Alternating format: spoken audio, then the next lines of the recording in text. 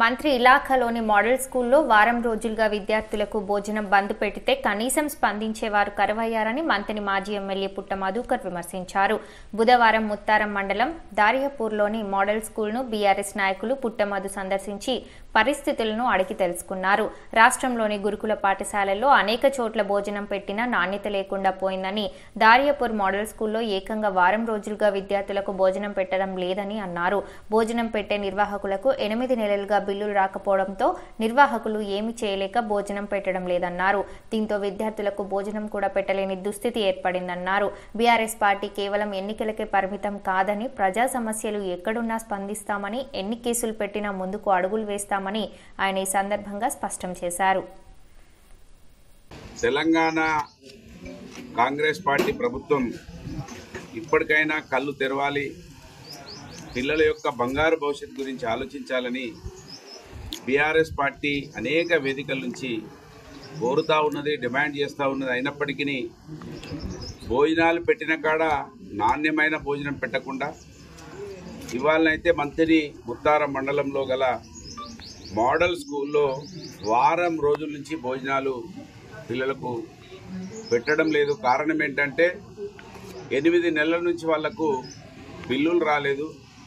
8 నెలలు బిల్లులు ఇవ్వకపోతే మహిళా సంఘాల నుంచి, మహిళా సంఘాలలో ఉన్నటువంటి బీదవాళ్ళ మేము 8 నెలలు బిల్లుల కోసం ఎక్కడ ఆగగలుగుతామని వారం రోజుల నుంచి వాళ్ళు భోజనాలు బంద్ పెడితే ఇప్పటి వరకు కూడా ప్రభుత్వం స్పందించలేదు, జిల్లా యంత్రాంగం స్పందించలేదు, ఎవ్వరు కూడా స్పందించలేదంటే కారణం ప్రభుత్వంలో ఉన్న పెద్దలు ఏ విధంగా ఉంటే కింద అధికారులు అదే విధంగా ఉంటారు. దానికి మనకు నిలువుటెద్దు సాక్ష్యంగా ఇక్కడ కనబడుతూ ఉన్నది.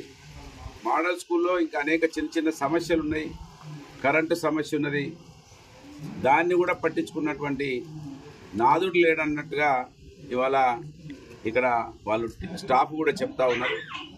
ప్రభుత్వం ప్రతిపక్షాల మీద దాడులు ఆపి, ప్రతిపక్షాల మీద కేసులు ఆపి పరిపాలన మీద దృష్టి పెట్టమని అనేక వేదికల ద్వారా కోరుతా ఉంది.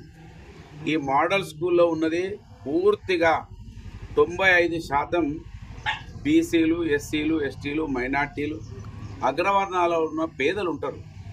మరి పేదలను చూసుకున్నటువంటి ప్రభుత్వాలు అసలు ఎందుకనేది వాళ్ళు ఆలోచించుకోవాలి. మాటలేమో పెద్ద పెద్దవి చెప్తుంది, చేతలేమో కనీసం గడప దాటుతలేవా. మిమ్మల్ని ఏమనుకోవాలి?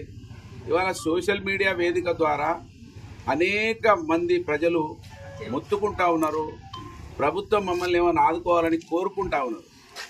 దాని మీద దృష్టి కేంద్రీకరించకుండా ఇవాళ మోడల్ స్కూల్ దర్యాపూర్లో గలటువంటి మోడల్ స్కూల్లో వారం రోజుల నుంచి భోజనాలు పెట్టకుండా కూడా పట్టించుకోలేనటువంటి జిల్లా యంత్రాంగం, ఇవాళ జిల్లాలో ఉన్నటువంటి మంత్రి నియోజకవర్గంలోనే ఈ విధమైనటువంటి దుస్థితి ఉంటే ఇంకా వేరే ప్రాంతాలలో ఏ విధంగా ఉంటుందో ఒకసారి మనం ఆలోచించుకోవాలి.